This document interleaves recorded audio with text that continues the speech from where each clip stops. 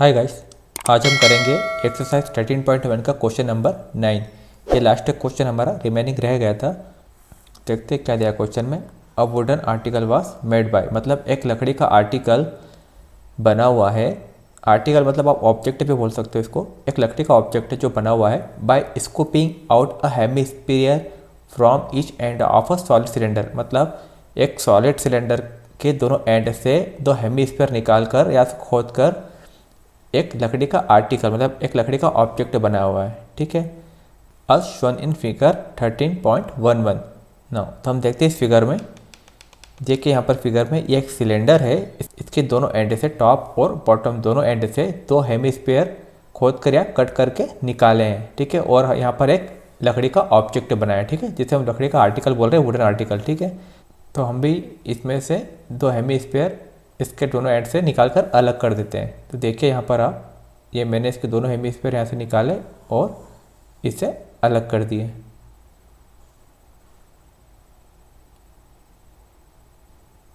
ना तो जो आर्टिकल बना है वो इस टाइप का है। ठीक है, आप देख रहे हैं इसमें जो आर्टिकल आपका बना है दो हेमिस्फीयर निकालने के बाद वो इस टाइप का होगा। ठीक है, आगे क्या दिया क्वेश्चन में, if the height of the cylinder is 10 centimetre. आपको सिलेंडर की हाइट है 10 सेंटीमीटर, तो हम यहाँ पे लिख देते हैं हाइट ऑफ सिलेंडर हमें कितना दिया है, यहाँ से यहाँ तक की जो हाइट है वो दी 10 सेंटीमीटर।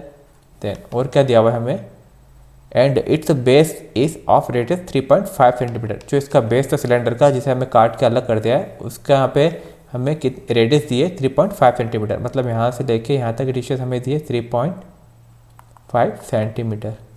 ना find the total surface area of the article. तो हमें इस आर्टिकल जो बना है दोनों हेमिस्फीयर को निकालने के बाद उसका टोटल सरफेस एरिया फाइंड करना है।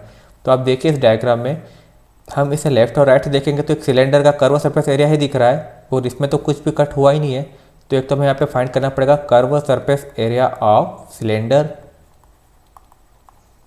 ठीक है, क्योंकि आप देख रहे हैं कि इसका लेफ्ट और राइट दोनों कर्व है और सिलेंडर वैसा के वैसा ही है। देन इसमें जो चेंज हुआ है वो इसका टॉप और बॉटम में हुआ है। ठीक है, तो आप इसको टॉप और बॉटम से देखेंगे तो यहाँ पर आपको एक हेमिस्फीयर का कर्व दिख रहा है। ठीक है, तो हमें यहाँ पे और फाइंड करना पड़ेगा curve surface area of hemisphere. ठीक है, और वो भी यहाँ पर दोनों सेम होंगे क्योंकि दोनों की रेडियस यहाँ पे सेम है।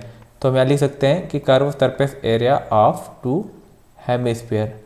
हम एक हेमिस्फीयर का कर्व सरफेस एरिया फाइंड करेंगे और उसमें 2 का मल्टीप्लाई कर देंगे। ठीक है, तो हमें यहाँ पे दोनों हेमिस्फीयर का कर्व सरफेस एरिया फाइंड हो जाएगा और यहाँ पे इसको curve surface area of cylinder के साथ प्लस कर देंगे तो हमें इसका टोटल सरफेस एरिया मिल जाएगा। ठीक है ना, तो हम क्वेश्चन को स्टार्ट करते हैं। जो दिया है सबसे पहले वो लिखते हैं ना। तो हमें यहाँ पे क्या दिया हुआ है, एक तो हाइट दी है सिलेंडर की और रेडियस दे रखी है। ठीक है, तो जो रेडियस दी है वो हेमिस्फीयर की रेडियस भी हो जाएगी और सिलेंडर की रेडियस भी हो जाएगी। तो हम लिखते हैं रेडियस ऑफ हेमिस्फीयर,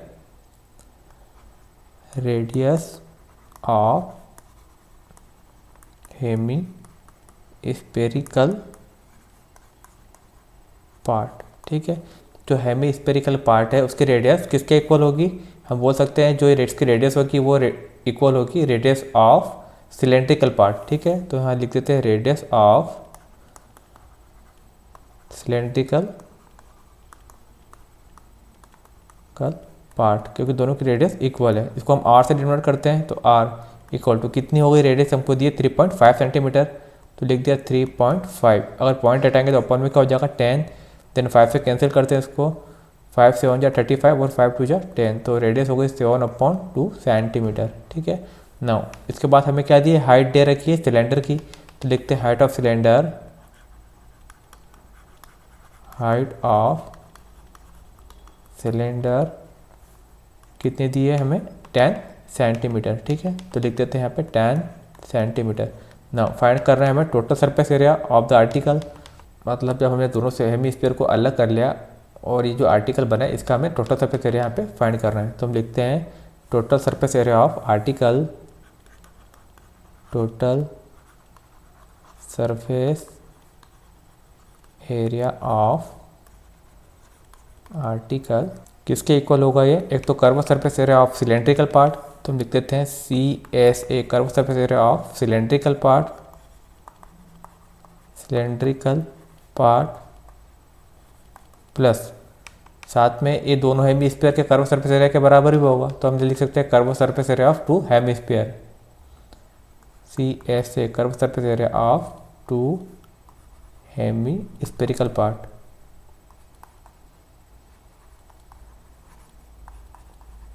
ना इनका फार्मूला लिखते हैं हम यहाँ पे। Curve surface area of cylindrical part, cylinder का कर्व सरफेस एरिया का फार्मूला क्या होता है, 2πr/h plus curve surface area of two hemispherical part. तो यहाँ पे टू हेमी स्पेयर है और दोनों की रेडियस सेम है, तो यहाँ पे 2 का मल्टीप्लाई करेंगे और एक हेमी स्पेयर का फार्मूला लिखते हैं। तो curve surface area of hemispherical part क्या होता है, 2πr²। ठीक है ना, इन दोनों में से जो कॉमन निकल रहा है उन्हें कॉमन निकाल लेते हैं। तो आप देख रहे हैं 2πr दोनों में कॉमन है, तो यहाँ पे बचेगा सिर्फ h प्लस यहाँ पे 2πr कॉमन निकल जाएगा तो बचेगा 2 और r। ठीक है ना, अब हम वैल्यू पुट करते हैं इसमें। 2 पाई की वैल्यू 22/7, देन रेडियस हमने निकाली थी यहाँ पर 7/2। ठीक है, तो 7/2। हाइट 10 मीटर दी, 10 सेंटीमीटर दी है आपको, प्लस 2 इंटू रेडियस हो गई 7/2।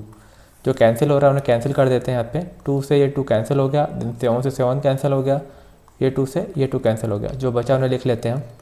22 इंटू 10 प्लस 7 17 हो जाएगा। ठीक है, मल्टीप्लाई कर देते हैं। 7 2 34 का 4 3 कैरी, देन 17 2 34 और 3 37। ठीक है, तो 374 सेंटीमीटर का स्क्वायर। तो जो टोटल सरफेस एरिया हमने फाइंड किया वो हो गया 374 सेंटीमीटर का स्क्वायर। ठीक है ना, अगर आपको इस क्वेश्चन में कोई डाउट हो तो आप कमेंट बॉक्स में कमेंट कर दीजिएगा। यहाँ पर हमारी एक्सरसाइज कंप्लीट होती है। ठीक है, थैंक यू।